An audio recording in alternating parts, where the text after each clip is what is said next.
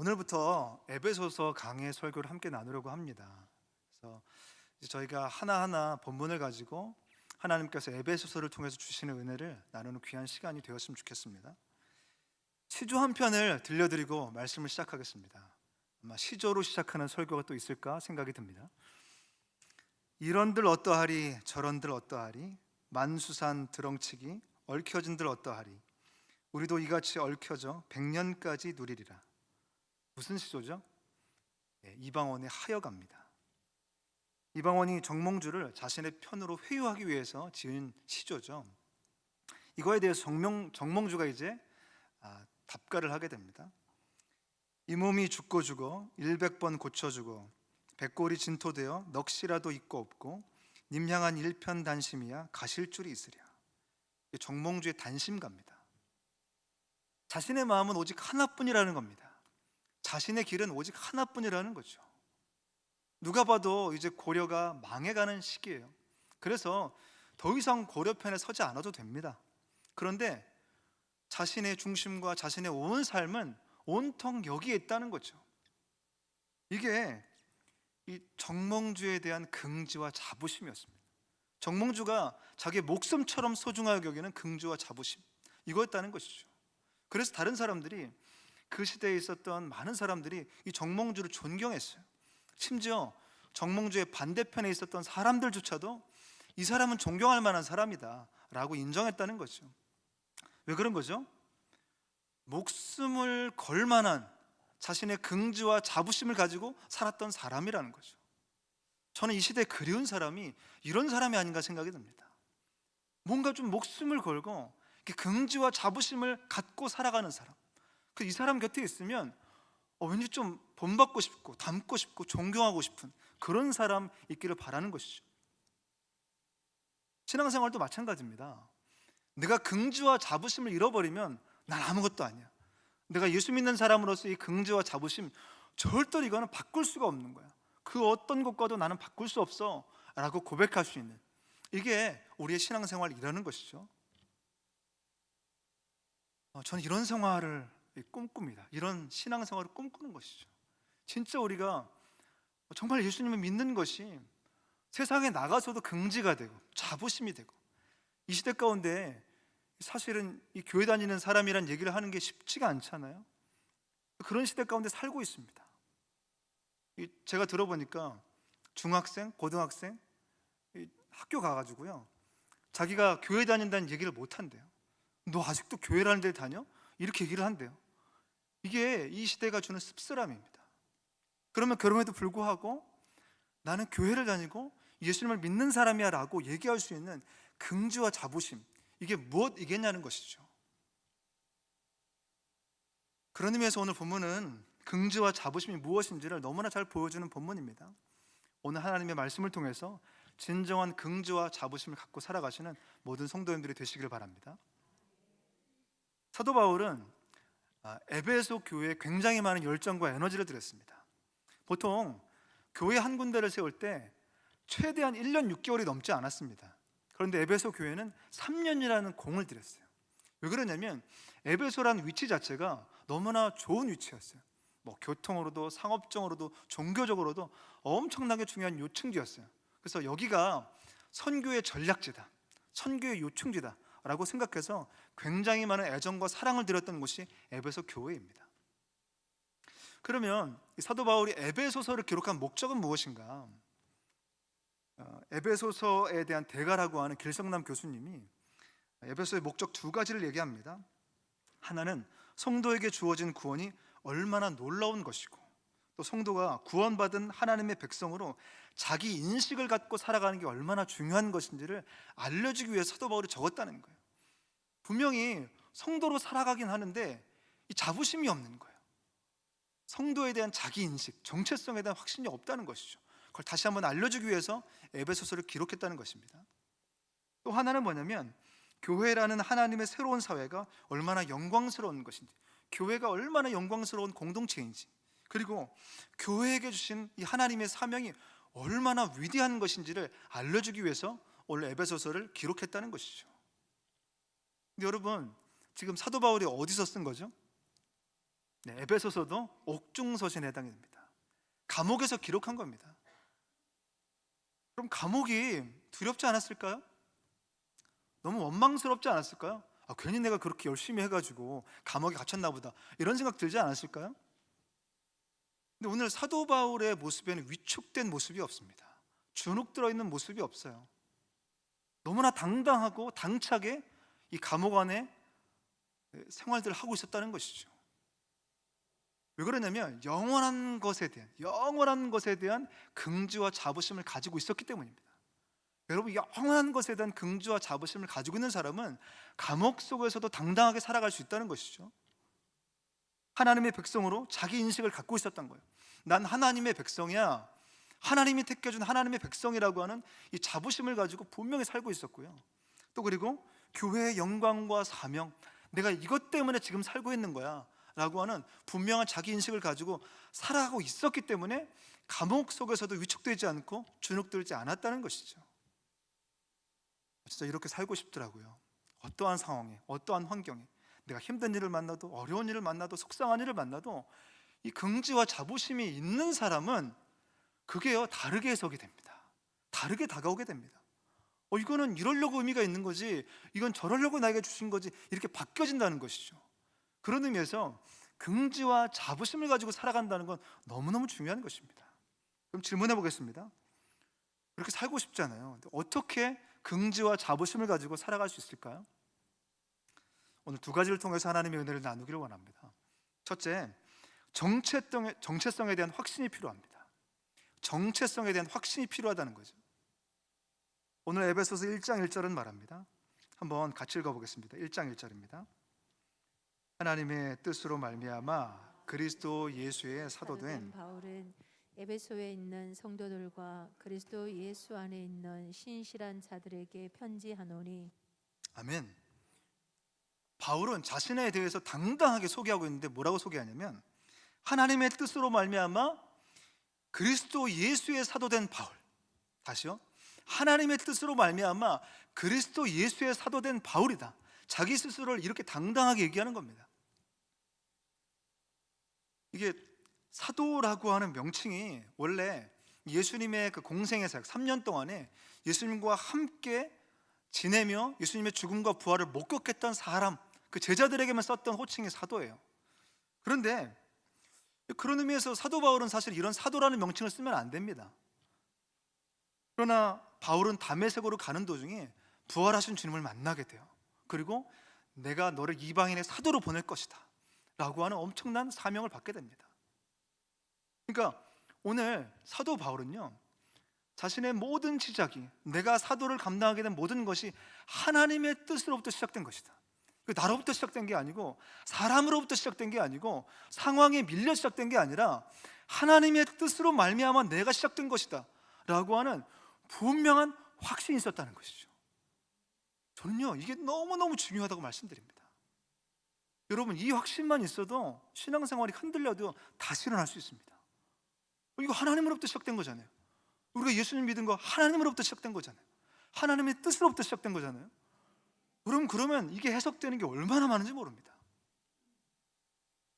바울은 자신의 사도직의 출처는 오직 하나님의 뜻으로 말미암아 시작된 거다, 이런 긍지와 자부심이 있었다는 것이죠.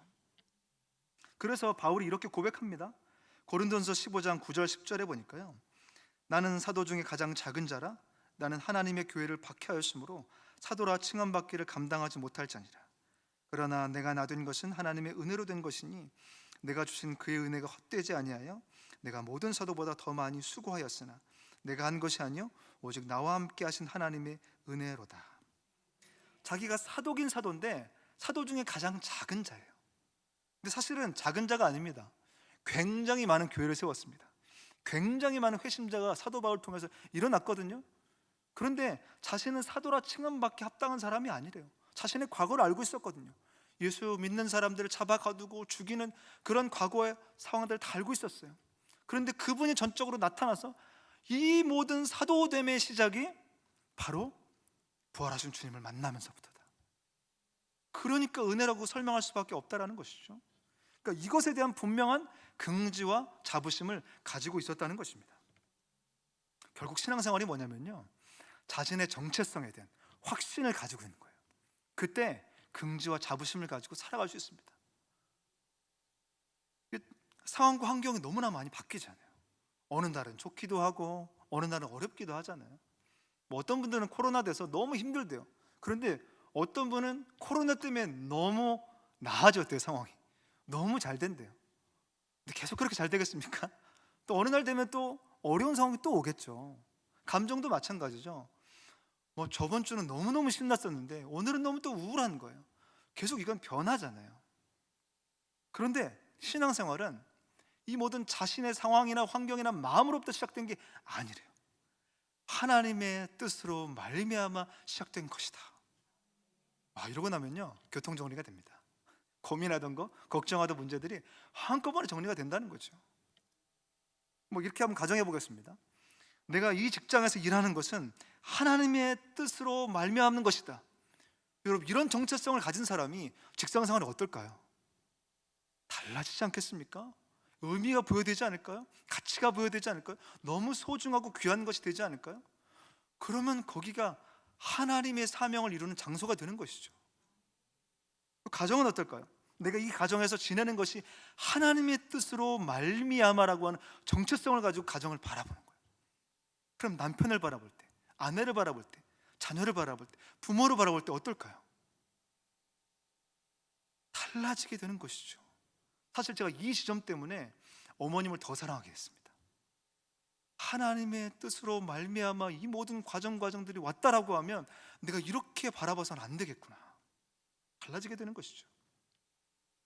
또 해볼까요? 내가 이 교회에 지내는 것은 하나님의 뜻으로 말미암은 것이다. 그러면 이 교회, 성서 중보교회 신앙생활하는 게 어떨까요? 여러분, 다른 교회 사는 것과 비교할 수가 없는 것이죠. 여기에서 신앙생활하는 게 비교할 수가 없는 거예요. 하나님의 뜻으로 말미암아 시작된 거잖아요. 그러면 얼마나 그게 행복합니까? 여러분, 이것이 우리의 교회 생활이 되기를 원합니다. 그런데 오늘 본문 뒤에 한 가지 더 주목할 만한 내용이 나옵니다. 오늘 에베소서 1장 1절 다시 한번 읽어보겠습니다. 함께 읽겠습니다. 하나님의 뜻으로 말미암아 그리스도 예수의 사도된 바울은 에베소에 있는 성도들과 그리스도 예수 안에 있는 신실한 자들에게 편지하는. 아멘. 여기서 에베소에 있는 성도들이라고 얘기하고 있습니다. 바울은 자기 자신에 대해서는 하나님의 뜻으로 말미암아 사도가 되었다라고 하는 분명한 정체성을 얘기했고요. 이제는 성도들에 대해서, 그러면 너희들은 어떠냐? 나는 목회자로서, 나는 사도로서 이런 부르심과 확신을 가지고 있는데 성도들인 너희들은 어떠냐고 얘기하는 거죠. 그런데 에베소에 있는 성도들이라고는 정확한 명칭을 쓰고 있습니다. 여러분, 성도라고 하는 명칭이 어떤 뜻이냐면 거룩한 사람들 혹은 거룩한 무리라고 하는 뜻입니다. 그래서 어떤 분들은 이 성도라는 말에 좀 부담을 가지세요.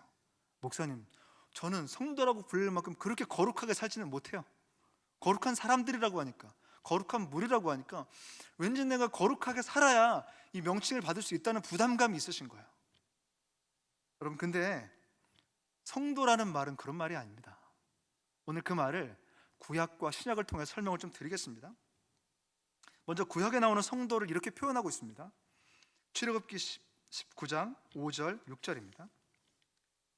세계가 다 내게 속하였나니 너희가 내 말을 잘 듣고 내 언약을 지키면 너희는 모든 민족 중에 내 소유가 되겠고 너희가 내게 대하여 제사장 나라가 되며 거룩한 백성이 되리라. 너는 이 말을 이스라엘 자손에게 전할지니라. 아멘. 여기서 뭐라고 얘기하죠? 하나님의 소유, 제사장의 나라, 그리고 거룩한 백성, 이게 바로 성도의 정체성이라고 얘기하고 있습니다. 그럼 그런데 질문해 보겠습니다. 어떻게 이렇게 된 거죠? 어떻게 이렇게 불려졌죠? 그렇죠. 출처가 하나님으로부터 시작된 거죠. 이스라엘 백성이 잘 살아서 그렇게 된 게 아니죠. 이스라엘 백성이 아름다운 신앙의 모습을 보여주어서 그런 명칭을 얻은 게 아니었죠. 전적으로 그분이 불러내어서 너는 내 소유야, 너는 제사장 나라야, 뭐 이렇게 하나님이 전적으로 불러주신 거예요. 여러분, 이게 성도의 정체성이라는 겁니다. 아, 그렇구나. 뭘 잘해서가 아니라 행위로서의 성도를 얘기한 게 아니라 신분으로 했을 때 성도를 얘기한 거구나. 이게 중요하다라는 거죠. 그럼 신약도 한번 찾아보겠습니다. 신약에서 성도라는 표현을 이렇게 사용합니다. 베드로전서 2장 9절입니다. 한번 이것도 같이 읽어보겠습니다. 읽겠습니다. 그러나 너희는 택하신 족속이요 왕 같은 제사장들이요 거룩한 나라요 그의 소유가 된 백성이니 이는 너희를 어두운 데서 불러내어 그의 기이한 빛에 들어가게 하신 이의 아름다운 덕을 선포하게 하려 하심이라. 아멘. 택하신 족속이요 왕 같은 제사장들이요 거룩한 나라요 그의 소유된 백성이라고 얘기합니다. 언제 이렇게 된 거죠? 언제 이런 사람이 됐습니까? 네, 그분이 이렇게 불러주신 겁니다. 이게 중요합니다. 여러분이 무엇을 하기 전에, 우리가 무엇을 하기 전에 이미 그분이 결정해서 불러주신 겁니다. 여러분 자녀의 이름을 붙여주실 때 가만있어 봐, 얘가 얼마나 기저귀를 잘 가는지 보고 내가 이름을 붙여줘야지, 이렇게 정하신 거 아니시죠? 얘가 얼마나 잘 안 울고 아주 이쁘게 지내는지 보면서 이름을 정해야지, 이런 거 아니시잖아요. 그냥 은혜로 정해주신 거죠. 그겁니다. 성도라고 하는 것, 거룩한 무리가 된다고 하는 건 그분이 전적으로 그렇게 붙여주신 이름이라는 거예요. 와, 이게 너무너무 감격이 되고 은혜가 되더라고요. 그래서 거룩하다는 말은 도덕적으로 성결하다는 얘기가 아니라 하나님의 것으로 구별되었다는 겁니다. 다시요, 도덕적으로 성결하다는 의미가 아니라 하나님의 것으로 구별된 사람이라는 거예요. 그러니까 여러분은 성도인 줄로 믿습니다. 그러니까 여러분이 거룩한 사람들인 줄로 믿습니다. 그게 성도라는 거예요. 이 땅에 그 어떤 단어들보다 가장 영광스러운 단어가 성도인 것이죠. 오늘부터 성도라고 마음껏 불러주시기 바랍니다. 집에서 남편에게, 자녀에게 누구 성도님 이렇게 불러주시는 거예요. 너무너무 영광스러운 단어인 거죠. 바울은 자신이 사도의 정체성에 대한 출처가 하나님으로부터 시작된 것을 너무나 확신하고 있었습니다. 그리고 이제 성도들에게도 흔들리고 있으니까, 약해지고 있으니까 다시 알려주는 거예요. 너희들은 성도라고 하는 부르심을 받은 사람들이다. 근데 그 출처가 하나님으로부터 시작된 것이다. 이걸 알려주기 위한 것이라는 것이죠. 세리장 삭개오는 자신의 긍지와 자부심을 돈에 걸었던 사람입니다. 그래서 자신의 정체성은 돈 버는 사람이었어요. 뭐 사람들이 나를 뭐라고 바라보든 욕하든 말든 나는 돈 버는 사람, 이게 그 사람의 정체성이었어요. 여러분, 그런데 사람이 돈만 가지고 살아갈 수가 없잖아요. 자신도 모르는 사이에 채워지지 않는 빈 공간이 있다는 것을 깨닫게 됩니다. 이걸로 긍지와 자부심을 가질 수 없다는 것을 알게 돼요. 그러던 어느 순간에 예수님을 만나게 됩니다. 여러분, 이제까지 살아보지 못한 긍지와 자부심을 갖게 돼요. 어떤 건지 아십니까? 예수님께서 자신의 이름을 불러주신 긍지와 자부심을 갖게 됩니다. 예수님께서 자신의 집에 찾아와 주신 긍지와 자부심을 갖게 돼요. 예수님과 함께하고 예수님의 사랑을 받는 긍지와 자부심을 받게 된 사람이 됐습니다. 완전히 사람이 달라지게 됩니다. 그리고 나서 이렇게 고백합니다. 누가복음 19장 8절입니다. 삭개오가 서서 주께 여짜오되 주여 보시옵소서, 내 소유의 절반을 가난한 자들에게 주겠사오며 만일 누구의 것을 속여 빼앗은 일이 있으면 내 갑절이나 갚겠나이다. 여러분, 돈이 정체성인 사람이었잖아요. 근데 자신의 재산의 절반을 가난한 자들에게 내어주겠대요. 혹시라도 내가 억울하게 빼앗은 것 있으면 4배나 갚아주겠대요. 여러분, 그런 사람이 아닙니다. 이렇게 살 수 있는 사람이 아니었어요. 근데 뭘 발견한 거죠? 자신의 정체성을 발견한 겁니다. 내가 예수님을 만나고 나서 이런 정체성의 사람으로 바뀌었다는 것을 깨닫게 된 것이죠. 그러고 나니까 삶이 달라지게 된다는 것이죠. 여러분, 신앙생활은 평생 이거 확인하는 겁니다. 자꾸 사람들이 우리를 가진 것으로 평가해요. 너 가난하게 살잖아. 그럼 뭐 위축이 되는 거예요. 그게 내 정체성으로 여겨지니까. 근데 그거 아니잖아요. 아니라고 얘기해야죠. 나는 성도로 부르심을 받은 사람이야. 난 하나님이 거룩한 사람이라고 부르신 사람이야. 구별해서 택한 사람이야. 이렇게 당당하게 얘기해야죠. 그게 중요하다는 것이죠. 긍지와 자부심을 가지고 살아가는 겁니다. 왜냐하면 그 모든 출처가 하나님으로부터 시작되었다는 사실입니다. 오늘 이 사실을 기억하며 살아가시는 사랑하는 모든 성도님들이 되시길 바랍니다. 또 하나, 어떻게 긍지와 자부심을 가지고 살아갈 수 있을까요? 둘째, 은혜와 평강이 필요합니다. 은혜와 평강이 필요합니다. 사도 바울은 자신의 정체성을 확신했습니다. 그리고 에베소 성도들에게도 성도로서의 정체성을 확신시켜줬습니다. 그리고 나서 첫 인사를 하는데 첫 인사가 좀 특징적이에요. 오늘 2절 같이 한번 읽어보겠습니다. 2절입니다. 하나님 우리 아버지와 주 예수 그리스도로부터 은혜와 평강이 너희에게 있을지어다. 네, 다시 한번 읽어보겠습니다. 하나님 우리 아버지와 주 예수 그리스도로부터 은혜와 평강이, 아멘. 은혜와 평강이 있을지어다라고 얘기합니다. 아니, 단어들이 굉장히 많은 단어가 있잖아요. 근데 사도 바울이 자신의 서신서에서 신약 성경의 3분의 1 이상을 기록했는데 자신의 서신서에서 첫 인사할 때마다 은혜와 평강을 얘기합니다. 순서도 바뀌지 않습니다. 똑같은 순서로 얘기합니다. 은혜와 평강이 있을지어다. 그럼 무슨 얘기죠? 거기에 바울의 철학이 담겨져 있는 겁니다. 바울의 정신이 담겨져 있는 겁니다. 그렇다면 여기서 은혜라는 말이 어떤 말인가요? 은혜는 도저히 받을 만한 자격이 없는 자에게 주시는 하나님의 과분한 호의를 얘기합니다. 또 은혜는 갚을 만한 능력이 없는 자에게 이유도 조건도 없이 주시는 무조건적인 하나님의 사랑을 얘기합니다. 이 모든 것들이 은혜라고 하는 단어의 정의에 담겨져 있는 것이죠. 그래서 보통 은혜라는 말 할 때 무슨 구절을 생각하냐면 에베소서 2장 8절 구절, 에베소서 2장 8절입니다. 제가 한번 읽겠습니다.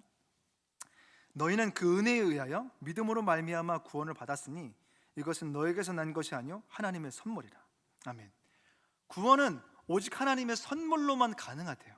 그래서 은혜라는 겁니다. 나의 힘과 능력으로 주어진 것이 아니라는 것이죠. 근데 여기까지가 알고 있는 게 우리가 보통 은혜라는 단어에 대한 해석입니다.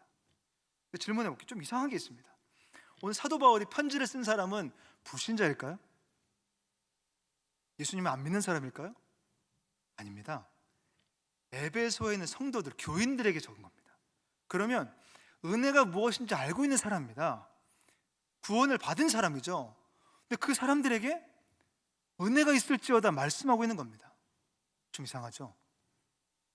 이미 다 은혜로 구원받은 사람인데 왜 은혜가 있을지어다라고 말했을까요? 거기에는 이유가 있습니다.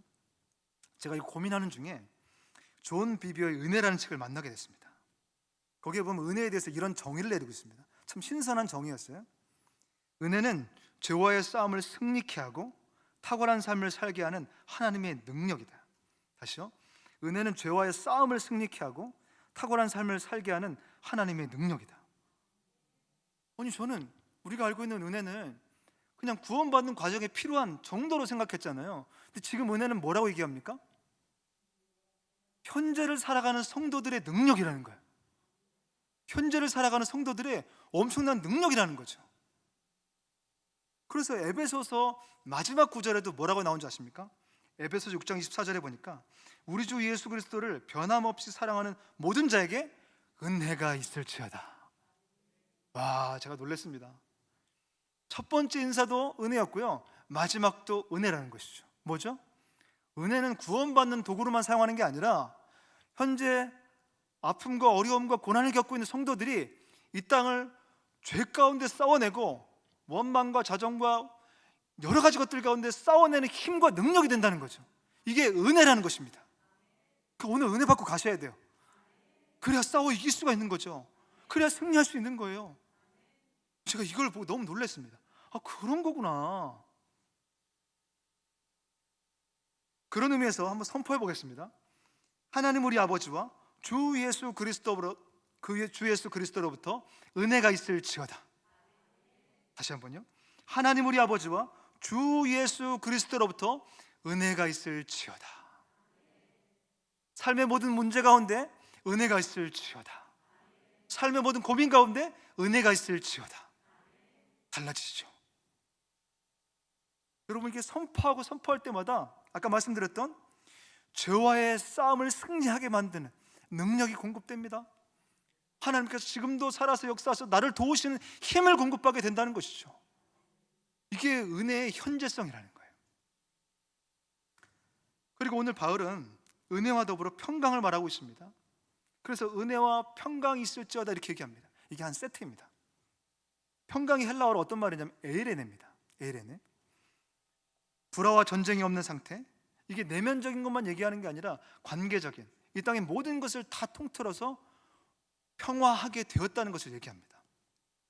근데 이게요, 평강이라는 말도 수동적인 의미만 있는 게 아니라 능동적인 의미 같이 있습니다.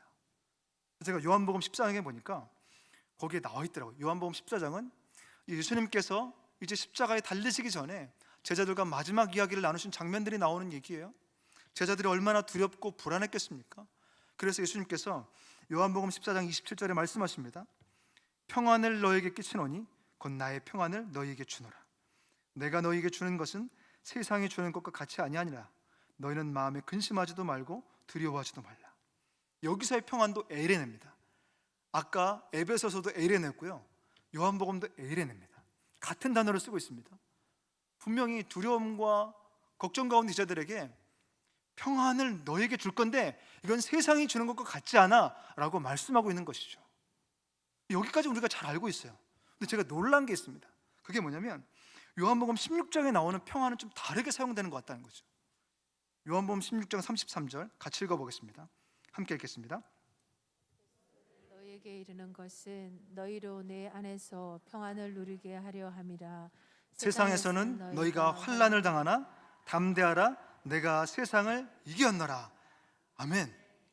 여러분, 평안을 말씀하시고 뭐라고 얘기하죠? 세상에서는 너희가 환난을 당하나 담대하라. 내가 세상을 이겼노라. 이거의 시작점이 뭐라고요? 평안, 에이레네라는 겁니다. 내가 에이레네를 너한테 줄 거야. 세상에서는 환난을 당할 수 있어, 어려움을 당할 수 있어. 근데 담대, 에이레네가 있으니까 그러면 세상을 이길 수 있어. 여러분, 평강이요, 오늘 조금 우울했는데 마음이 좋아졌네, 이런 거 아닙니다. 세상을 이길 수 있는 힘이래요. 세상을 이길 수 있는 능력이래요. 이게 평강이라는 겁니다. 에이레네라는 것이죠. 아주 능동적이고 공격적인 단어라는 것이죠. 그래서 이게 오늘 은혜와 평강은 수동적인 의미가 아니라 아주 공격적인 의미입니다. 여러분, 이 땅을 살아가는데 반드시 붙잡고 싸울 때 사용해야 될 무기예요. 내 힘으로는 안 되니까 은혜라는 도구를 가지고 싸워야겠구나. 내가 평강이라는 도구를 가지고 싸워야겠구나. 싸워야 되는 도구가 된다는 거죠. 오늘 이것을 천국 가는 과정에서만 소유하는 게 아니라 그냥 마음이 좋아지는 상태로만 사용하는 것이 아니고 실제 나의 삶의 현장 가운데 고비와 아픔과 문제를 만날 때 사용하시는 도구가 되기를 바랍니다. 난 은혜를 사용할 거야. 난 평강을 사용할 거야. 그래서 사도 바울이 선포한 겁니다. 너희에게 은혜와 평강이 있을지어다. 이거 가지고 싸우라는 것이죠. 사무엘 1장에 보면 한나가 하나님 앞에 기도하는 장면이 나옵니다. 근데 한나가 어떤 상황이냐면, 한나는 아이를 낳을 수 없는 상황이었습니다. 이 고대 시대 때 여인이 아이를 낳을 수 없다는 것은 아무것도 할 수 없는 상태를 얘기합니다. 근데 그때 옆에 있던 남편의 다른 부인인 분인나가, 이름도 좀 그렇죠, 분인하게 만들죠. 분인나가 격분하게 만듭니다. 여러분, 아이가 없는 것도 속상한데 아이를 이 분인나가 갖고 나서 격동한 지가 얼마나 마음이 속상하겠습니까? 그러니까 하나님 앞에 기도하기 시작해요. 그때 엘리 제사장이 나타나서 한나의 상황을 듣고 나서 이렇게 얘기를 합니다. 사무엘상 1장 17절입니다. 엘리가 대답하여 이르되 평안히 가라. 이스라엘의 하나님이 내가 기도하여 구한 것을 허락하시길 원하노라니. 아멘. 뒷부분에 기도 응답을 얘기했어요. 근데 앞부분에 뭘 얘기했습니까? 평안히 가라, 샬롬을 얘기했습니다. 평강을 먼저 얘기했습니다. 여러분, 기도 응답보다 중요한 게 샬롬인 줄로 믿습니다. 저는요, 하나님이 우리에게 응답을 주시는 과정에서 특징적인 게 하나 있는데요, 평강을 먼저 주십니다. 절대 평안을 먼저 주세요. 상황이 바뀐 게 없는데, 환경이 달라진 게 없는데 우리 안에 평강을 먼저 주시더라고요. 이게 하나님이 우리에게 주시는 능력과 힘인 것이죠. 그리고 나서 거기에 맞춰서 응답을 주시더라고요. 오늘 한나가 이 얘기를 듣고 나서 이제 이렇게 반응을 합니다. 오늘 사무엘상 1장 18절인데요. 같이 읽어보겠습니다. 함께 읽겠습니다. 이르되 당신의 여종이 당신께 은혜 입기를 원하나이다 하고 가서 먹고 얼굴에 다시는 근심빛이 없더라. 한나가 뭘 구했죠? 은혜를 구했습니다. 은혜를 구했습니다.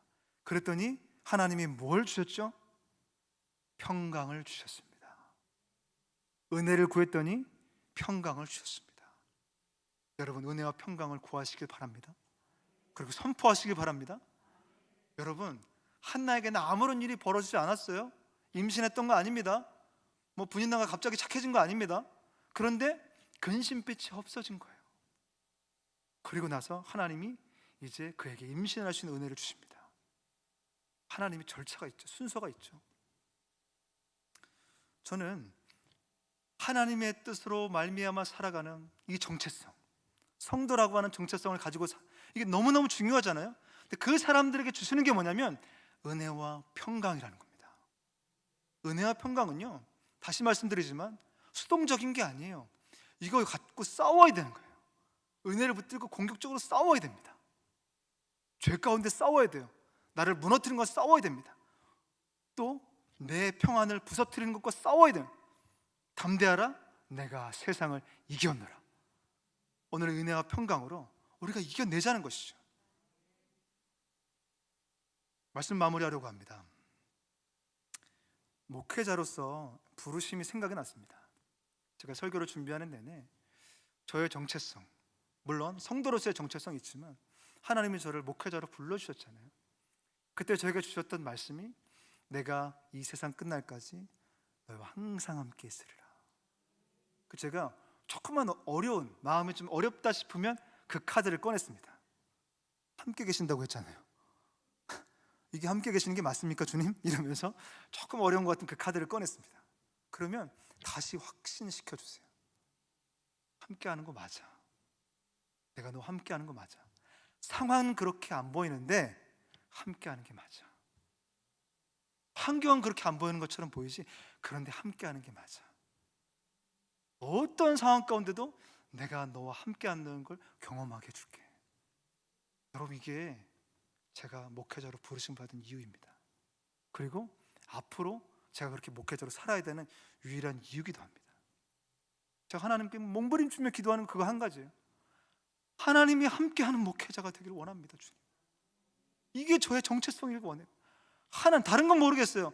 뭐 얼굴도 좀 부족하고 뭐 언어도 다 부족할 수 있는데 하나님이 함께하는 목회자. 내가 저 목사님 얘기를 들으면 진짜 하나님이 함께하는 것 같아. 다른 건 모르겠는데 하나님이 함께하시는 게 느껴져. 이런 목회자로 사는 게 제 꿈이에요. 여러분, 여러분 그렇게 살면 달라지지 않겠습니까? 늘 좋을 수는 없겠죠. 어려운 것도 있을 수 있겠죠. 속상한 일도 만날 수 있겠죠. 근데 하나님이 함께 계시는 걸 기가 막히게 다시 경험하는 거예요. 그러면 살만 나지 않겠습니까? 여러분, 그런 정체성을 갖고 사는 게 너무너무 중요하다는 거예요. 여러분의 정체성은 무엇입니까? 성도시잖아요. 하나님이 구별해서 부른 사람들이시잖아요. 그래서 은혜도 주셨죠. 평강도 주셨죠. 그거 사용하시길 바랍니다. 성도라는 거 자꾸 사용하세요. 누가 뭐라고 하면 자꾸 주눅들게 하잖아요. 그럼 성도라는 카드를 딱 보여주세요. 꺼내가지고 나 성도야, 건들지 마. 나 성도야. 내 안에 은혜가 있어. 나 은혜 쓸 거야. 나 평강 쓸 거야. 선포하시기 바랍니다. 그래서 이겨내는 것이죠. 다시 일어나는 것이죠. 오늘 그것을 삶의 현장 가운데 고스란히 경험하며 누리시는 사랑하는 모든 성도들 되시기 바랍니다. 다음 주에 오실 때는 이렇게 막 자랑하고 오셨으면 좋겠어요. 그렇게 했더니 이겨내더라고요, 목사님. 그렇게 했더니 제가 다 이겨내더라고요. 이렇게 간증하면서 돌아오시는 성도님들이 되시기 바랍니다. 그렇지 않으셔도 오셔도 됩니다. 네. 아무튼 앞으로 계속 에베소서를 통해서 하나님께서 주시는 귀한 은혜를 경험하시는 모든 시간들이 되기를 주님의 이름으로 축원합니다.